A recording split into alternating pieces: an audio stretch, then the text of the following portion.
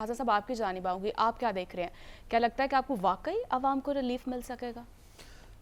देखें, जितने खौफनाक और दर्दनाक नाकाबिले कबूल बिल आए हैं, मैं तो ये समझता हूँ बल्कि बेशुमार लोगों ने राब्ता किया, उनके घरों में कोहराम मचा हुआ है, लड़ाई झगड़े जो हैं वो शुरू हो चुके हैं, अदम बर्दाश्त की सिचुएशन बढ़ती चली जा रही है। और सादर रसूल साहब जो बात कह रहे हैं कि कभी इस मामले की निशानदेही नहीं की, बल्कि मैंने खुद मुतअद्दिद प्रोग्राम्स में, रिपोर्टिंग में इन मामलात की निशानदेही की और ख़ास तौर पे इस प्लेटफॉर्म से भी बेशुमार दफ़ा हमने बताया कि कौन कौन से IPPs के मामला चल रहे हैं, कौन कौन सी रिपोर्ट को नज़रअंदाज किया गया विद डॉक्यूमेंट्स। अब ये कहना कि वो उस वक्त के हुक्मरान अगर उनके जो है वो कानों में जूं तक नहीं रेंगी और उनके दिमाग में ये ख्याल नहीं आया कि अवामी मसाइल भी हल करने हैं, तो इसी पर तो हम आवाज़ बुलंद कर रहे हैं कि हुक्मरानों में, इक़्तिदार की कुर्सियों में बैठने वाले, इक़्तिदार पर जो है वो काबिज़ होने वाले, ये जितने भी ये शहनशाह हैं मुल्क के, जो अपने जो है ये सियासतदान काबिज़ हो जाते हैं, इन्होंने कभी अवाम का नहीं सोचा। इसी की हम निशानदेही करते चले हैं। हसन, हम ये नहीं कह रहे, आज हम कोशिश कर रहे हैं उनको वापस लाने की।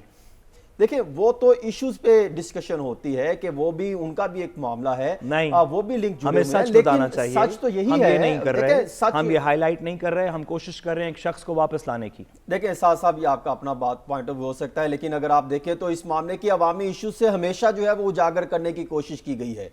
क्या हम नहीं बताते रहे कि पेट्रोल जब बढ़ता है तो अवाम क्यों, क्या उनके हालात होते हैं? हम हर चीज गली मोहल्लों में जाके उनकी आवाज लेकर आते हैं। ये कहना कि अवाम की आवाज नहीं बने, ये गलत होगा। हमेशा अवाम की आवाज जो है वो सामने लेकर आए, सच अवाम के सामने लेकर आए, और ये हमारा काम है। हमें किसी ने नहीं रोका कि आप जो है वो सच ना बोलें। मैं तो बिल्कुल बात कर रहा हूं, जो हकाइक है वही बात कर रहा हूं कि अगर आज जो है ये महंगाई का तूफान है, ये बिजली जो है वो महंगी हो रही है, तूफान है, तो ये सियासतदानों का काम था। क्यों नहीं किया उन्होंने?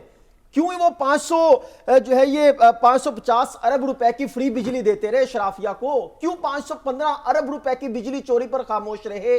हम इसी के लिए तो आवाज उठाते रहे हैं। हम IPPs का मामला जब 1994 में हुआ और उस वक्त जो एग्रीमेंट्स हुए उसमें 2000 जब PTI की हुकूमत थी तो उन्होंने रिपोर्ट मंगवाई, कमेटी बनाई। जब कमेटी बनाई तो हम ये चीजें लेकर आए दादो शुमार के साथ। और क्या लेकर आए? हमने बताया कि इनकी रिपोर्ट बताती है कि 2002 की पावर पॉलिसी में जो बेज़ाब्तियां की 50 से 70% सालाना उनको गैर मामूली मुनाफा दिया गया। क्या एक्शन लिया उन्होंने? कुछ एक्शन नहीं लिया।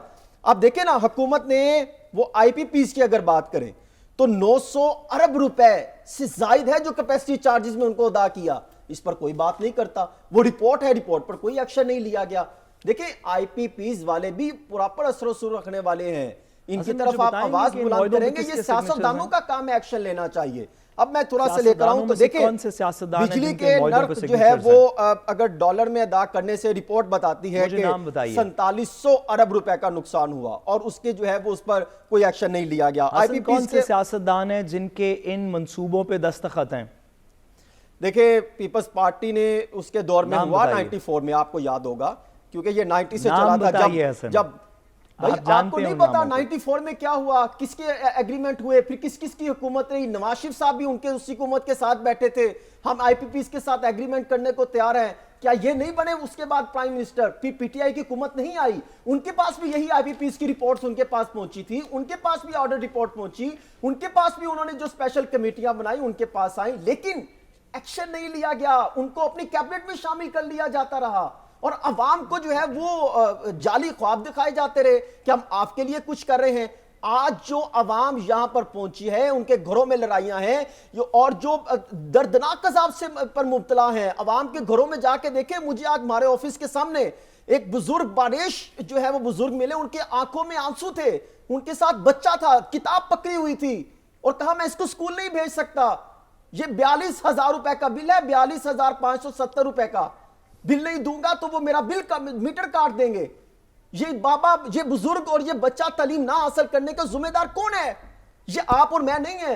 हमारा काम है आवाज उठाना। ये वो मुल्क के सियासतदान है। नहीं हसन, हमारा बिल्कुल आप को जो है इनके हमारा तो काम है कि बताएं कि वो उनके प्लेटलेट्स किधर तक पहुंचे, आपने दुरुस्त फरमाया। आइन के मुताबिक जो है वोट लिया था, लेकिन साथ साहब दर्जनों के हिसाब से जमानतें भी मिलती रही हैं, वो भी रिपोर्ट करते रहे हैं हम। देखिए साथ साहब, अगर आपने ये रिपोर्ट्स नहीं पढ़ी जो मेरे पास इतने गंदे रिपोर्ट्स पड़े हैं, अगर आपने ये रिपोर्ट्स नहीं पढ़ी और अगर आपने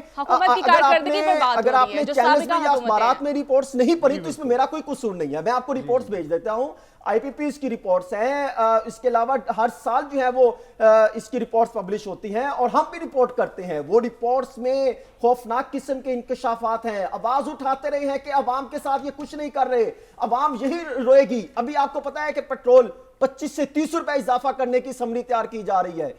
नेपरा जो है वो तजावीज अगले हफ्ते देने जा रही है, वो अगर अप्रूव होगी तो अवाम मजीद जो है बुलबुल आएगी।